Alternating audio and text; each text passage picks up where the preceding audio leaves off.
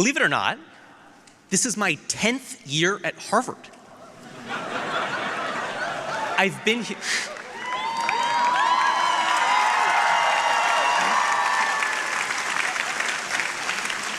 I've been here so long, my parents don't even brag anymore.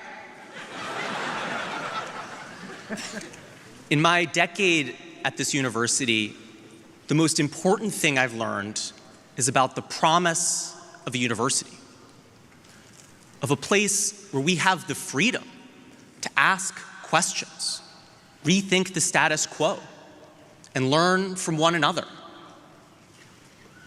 When I was an undergraduate here, I interned for the US State Department in Turkey.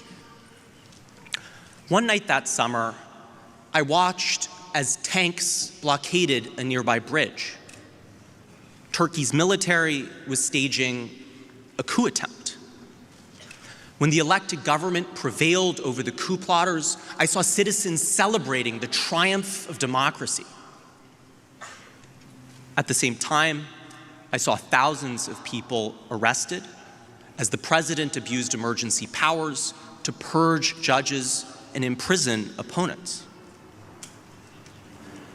In the aftermath, I couldn't stop thinking about two questions. Why was democracy in danger? And what could we do to protect democracy? I came back to Harvard as a graduate student because I had this problem I needed to solve. At the start of my PhD, studying political science, I received a grant from the US government.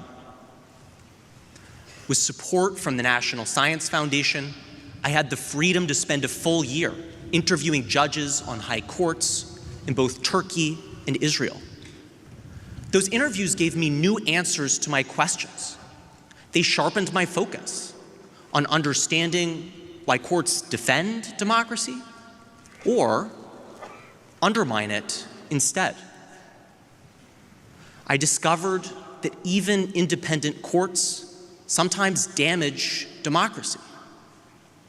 I learned that judges depend on allies, on protesters, public officials, and people like us to take decisions that protect democracy. Now, when I'm not agonizing over democracy, I love going to the gym with friends. One day last spring, I was at Hemingway Gym with my friend Brandon, a PhD student in chemistry. On that day, I saw a look of pain on my friend's face, so I asked how he was. My friend had lost his grant. As the government pulled back funding, his chemistry lab, which studies the basic science used to make medicines and clean energy, was facing deep cuts. I went home from the gym feeling upset for my friend, only to find out that my grant also had been cut.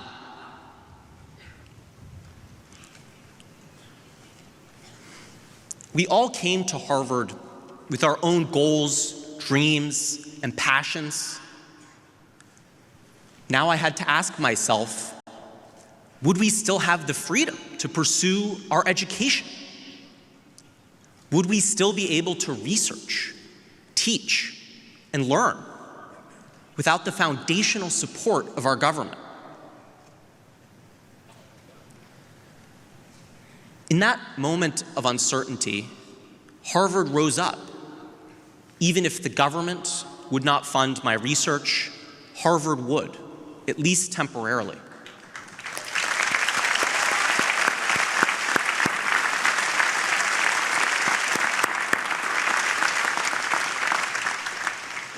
Harvard defended our rights in court. Last fall, a judge in Boston ruled that the government's efforts to take away research funding violated our rights to free speech and due process.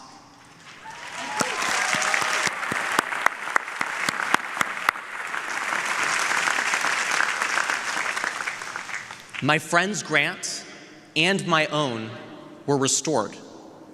And today, my friend Brandon and I will graduate with our PhDs.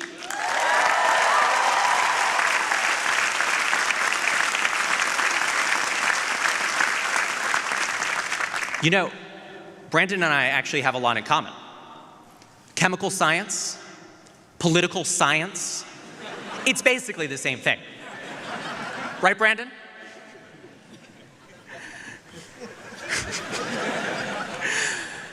As we all celebrate this milestone, I am grateful to my friends, my teachers, and my family for supporting me through every challenge and triumph. I am grateful to Harvard and to a judge in Boston for protecting our research and our rights. I'm grateful to so many of you here for believing in the promise of education. Today, that belief in higher education is under fire, and universities are facing questions. In my time at Harvard, I have felt conflicting emotions. And I have wondered, are universities truly for all of us? Are universities protecting our rights to speak, learn, and protest? Or are universities teaching students to be silent? At Harvard, I've also been a student worker and a member of our union, and I've wondered,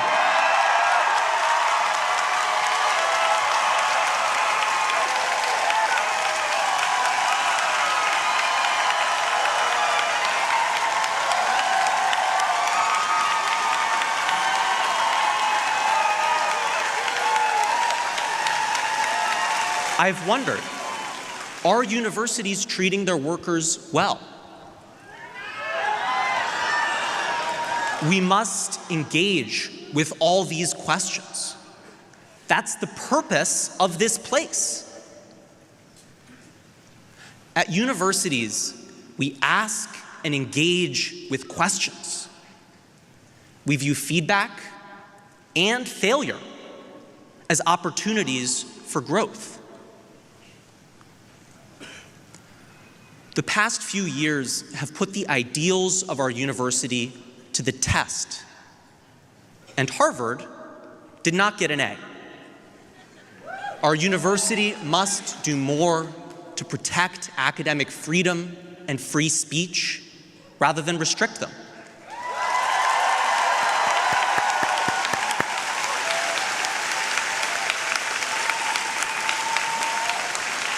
Our university must improve its efforts to support students from different backgrounds rather than pull back.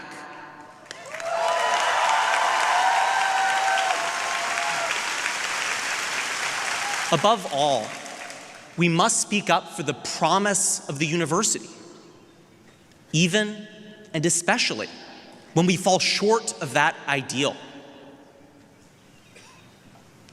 Look around you.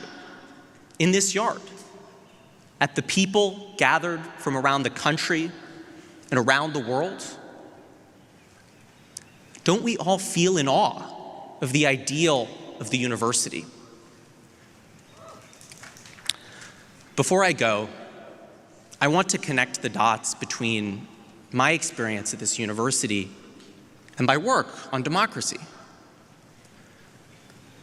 The vitality of our universities and the health of our democracy are not disconnected. They are deeply intertwined. Both our universities and our democracy depend on our freedom of speech. In my time at Harvard, too many of my friends have felt afraid. Many of my friends are international students. They feared that taking a leadership position or attending a protest would put them at risk. Many of my classmates are young scientists. They felt scared that if they signed a petition, they could be rejected for government grants. When students self-censor, when professors fear being punished, when scientists worry that research funding is allocated based on politics, our universities will not produce the next great artist, doctor, scientist, educator, lawyer, entrepreneur, public servant, or innovator.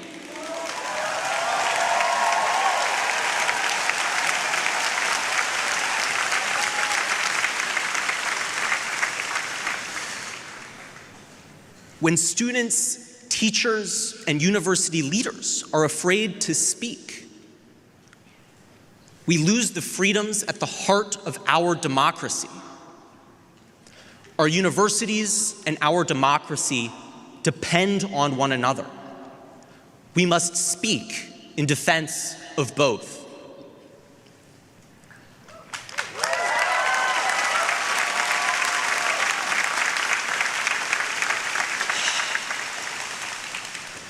Graduates, may we never stop asking questions, rethinking the status quo, and learning from one another. May we live up to the promise of our education. Thank you.